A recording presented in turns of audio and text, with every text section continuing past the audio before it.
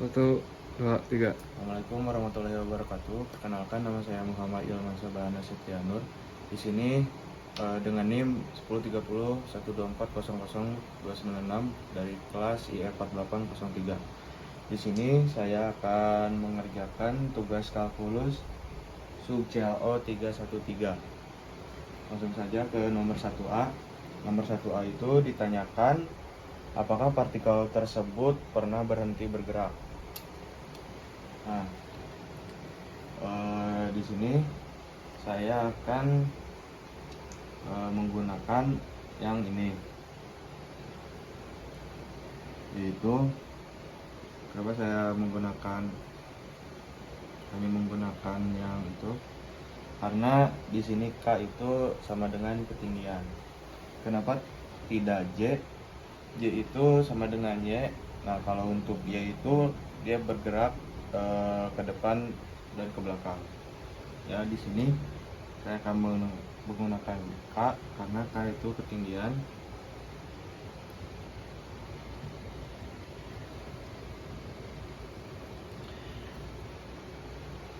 Langsung saja tulis.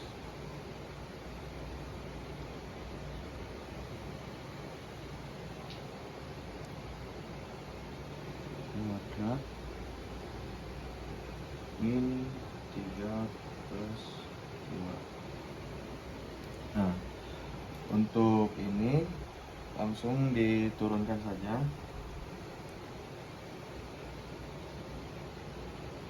Menjadi 2 plus min 3. Nah, karena untuk menguji dia bergerak ke bawah atau tidaknya, itu kita tahu bahwa kurang dari 0. Jadi X 2 turunan X dan 2 plus min 3 kurang dari 0. Lalu 2 plus 2T, sorry ya, ini bukan plus ternyata T. 2T kurang dari 3, lalu T kurang dari 3 per 2. Nah, jadi apakah pernah bergerak ke bawah? Tentu. Jadi T bergerak ke bawah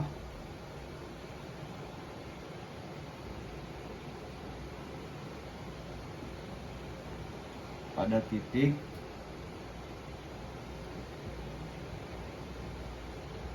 nol sampai 3 per 2. Langsung saja 1B.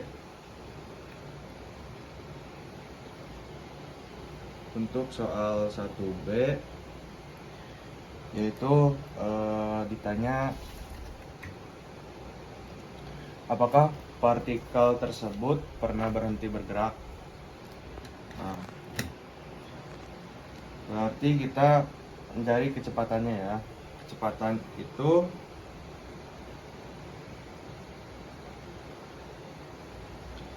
sama dengan turunan dari itu, direction. Nah, untuk turunannya berarti langsung saja diturunkan sin menjadi cos T, cos T,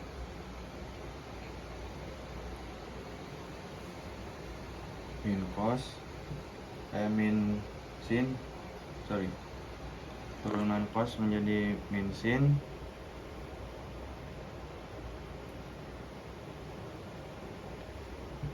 dan ini menjadi 2T min 3. Nah, kita menguji itu berhenti, berarti berarti ini berhenti itu apabila T sama dengan 0. Kita uji satu-satu ya, dari pertama cos T-nya sama dengan 0.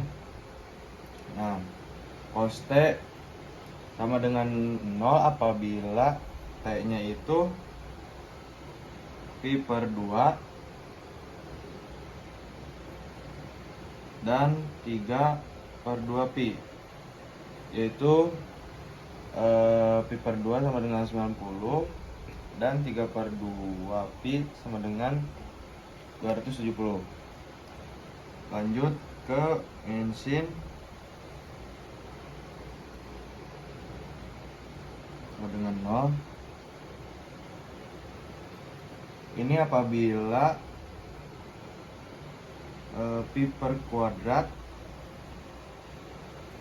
apabila 0, apabila T-nya 0 dan 180 derajat.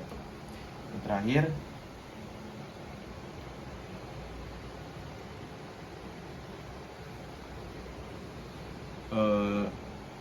kita uji 2 plus min T sama dengan 0. 2 plus T sama dengan 3. T sama dengan 3 per 2. Nah, sudah ini kita iriskan apakah ada yang sama. Untuk cos T dia ada pi per 2 dan 3 per 2 pi. Untuk sin T dia ada 0 dan pi. Untuk 2 plus min 3 dia ada 3 per 2. Nah, bisa dilihat dari sini tidak ada yang sama ya, berarti untuk partikel ini tidak pernah berhenti bergerak. Oke, lanjut ke soal 1C. Soal 1C itu pada waktu berapa partikel mencapai 12 meter di atas tanah. Nah, berarti ini sama dengan menggunakan rumus ketinggian tadi, seperti nomor 1A.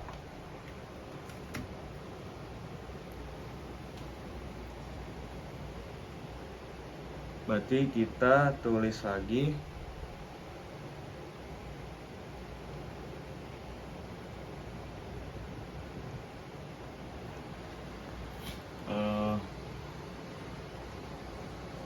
nah, di sini kan ditanyanya pada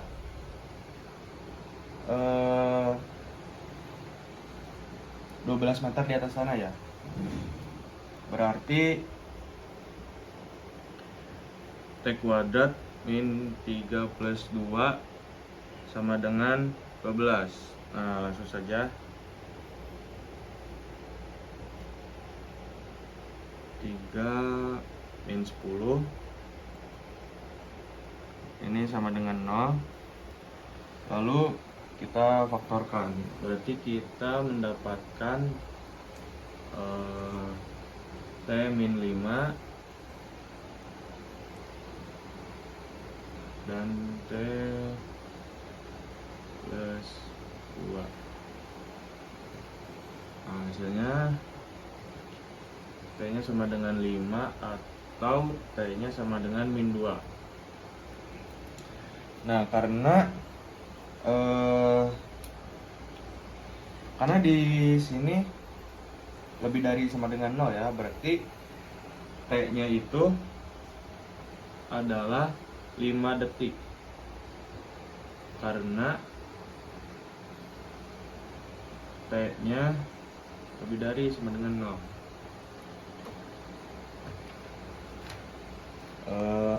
Langsung saja ke soal berikutnya. Bentar.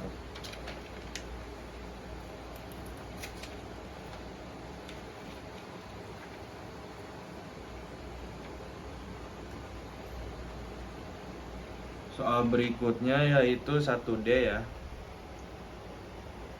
1D itu soalnya berapakah kecepatan partikel saat berada pada ketinggian 12 meter dari tanah. Nah, untuk soal ini pertama-tama kita turunkan dulu yang saya akan tulis dulu ya. Untuk partikelnya tulis kembali.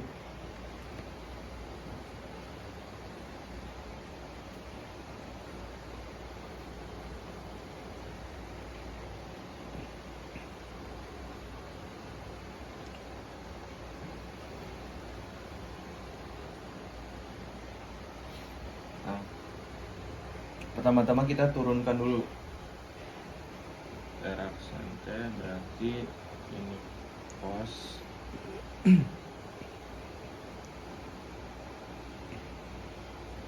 min sin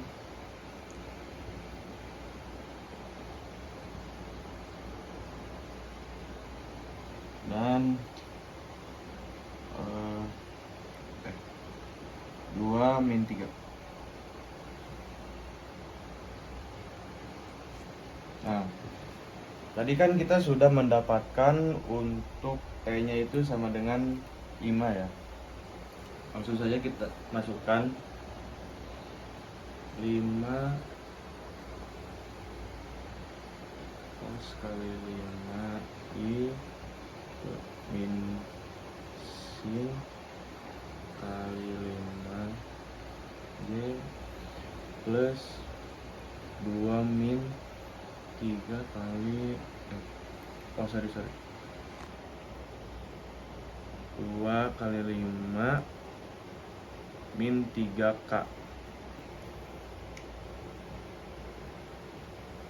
hasilnya, lalu cos 5 I min sin 5J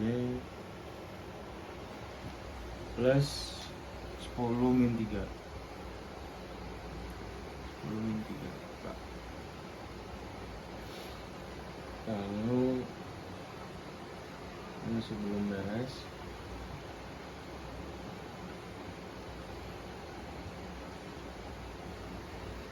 J plus 7K. Nah, untuk cos dan min sinnya saya dapat dari AI bahwa cos kali 5 itu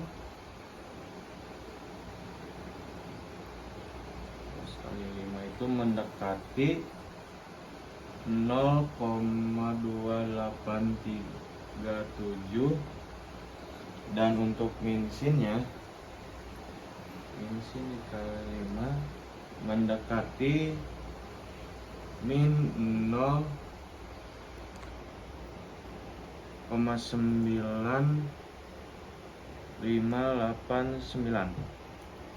Nah, tadi kita ditanyakan berapa kecepatan partikel berada pada ketinggian 12 meter dari tanah. Untuk mencarinya kita normkan dulu. Norm R aksen 5. Nah, untuk rumusnya itu I kuadrat plus J kuadrat plus K kuadrat. Langsung saja dimasukkan angkanya 0,2837 kuadrat plus 0,9589 kuadrat plus 7 kuadrat menjadi akar 0,0805 plus 0,9195 plus 49 menjadi akar 50. Akar 50 itu akar 25 dikali akar 2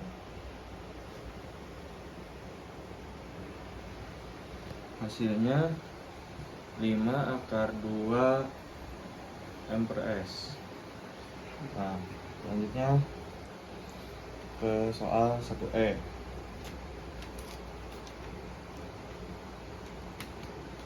1E itu sama seperti yang 1D ini. Ditanyakan pada ketinggian 12 meter jika partikel keluar dari lintasan heliks dan bergerak di sepanjang garis singgung dari heliks, tentukan vektor arah dari garis singgungnya. Kita nentuin vektor singgungnya. Ini sama aja kayak 1D.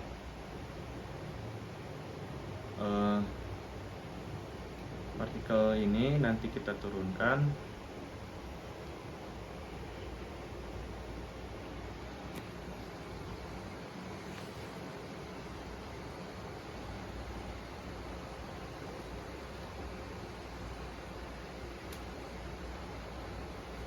Nah, yang partikel ini kita turunkan.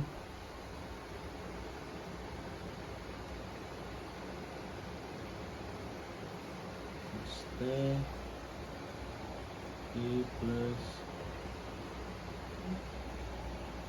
min sin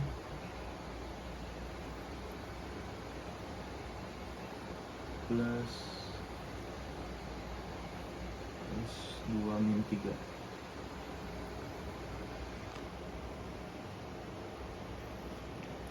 Nah, karena tadi udah kita dapat untuk kecepatannya, langsung saja kita masukkan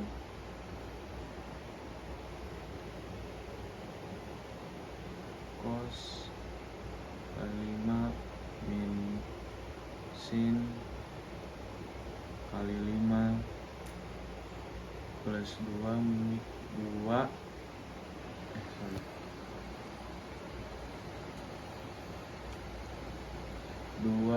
kali 5 min 3. Jadi cos 5 min sin 5 plus 10 min 3 menjadi cos 5 min sin 5 plus 7. Nah, untuk soal nomor ini hasilnya. Cut dulu, Jak.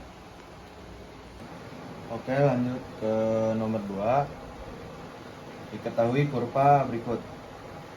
Y sama dengan 0 jika X kurang dari sama dengan 0, X kuadrat jika X lebih dari 0. Nah, untuk soal A, soal pertama, tentukan nilai Y saat X sama dengan 0. Tentukan nilai Y aksen saat X sama dengan 0. Y aksen sama 0. Oke, kita turunkan dulu Y-nya. Y aksen sama dengan 0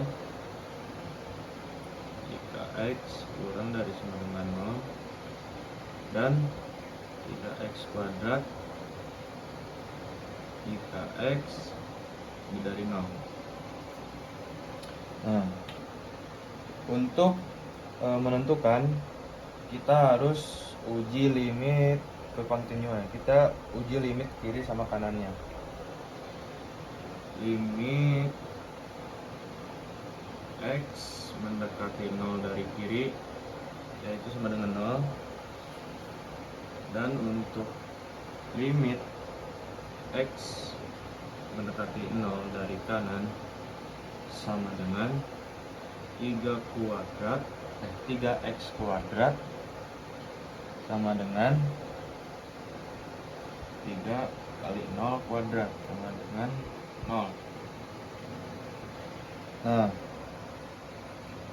jadi limit X sama dengan 0, limit X mendekati 0 dari kiri sama dengan limit X mendekati 0 dari kanan, itu hasilnya sama 0. Berarti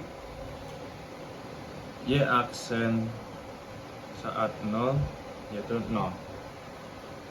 Kita lanjut ke soal yang B. Soal B itu tentukan besar kelengkungan kurva di titik 0,0. Ya, jadi untuk rumus kelengkungan itu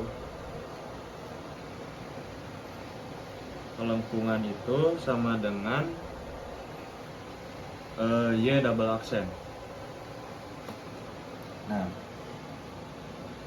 kita berarti turunkan dulu ya, turunan pertama seperti yang sudah diketahui di nomor 2A. Turunan pertamanya 0 jika X kurang dari sama dengan 0, dan 3X kuadrat jika X lebih dari 0. Nah, turunan keduanya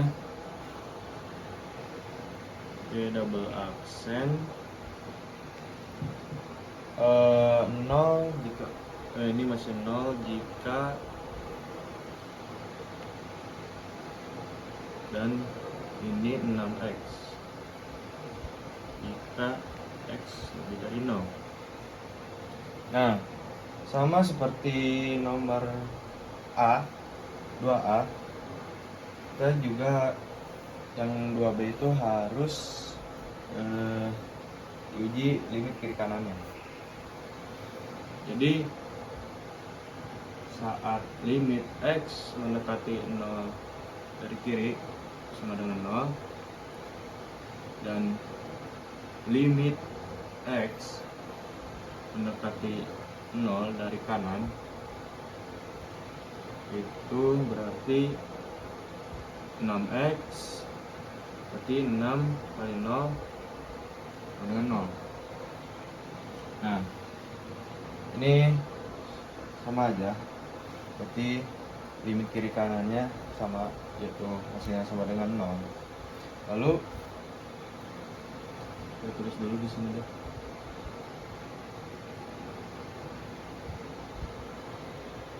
Limit X mendekati 0 dari kiri itu sama dengan limit X mendekati 0 dari kanan, hasilnya 0.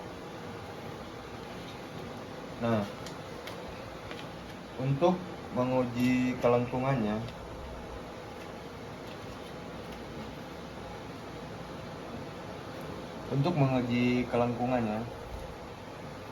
yaitu menggunakan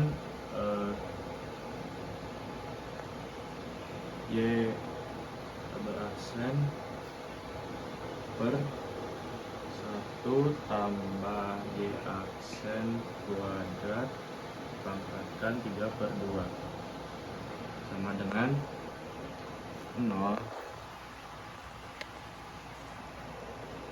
per 1 tambah 0 kuadrat pangkat 3/2 sama dengan 0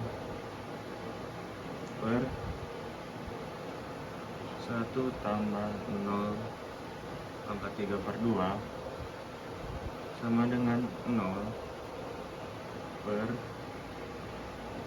1/3 pangkat 3/2 sama dengan 0 1 akar per 1 akar 1 sama dengan 0 per 1 kali akar 1 dengan 0 1 dikali 1 per 1 dikali 1 sama dengan 0 per 1, hasilnya 0. Oke, cukup sekian dari saya. Mohon maaf apabila ada kesalahan. Wassalamualaikum warahmatullahi wabarakatuh.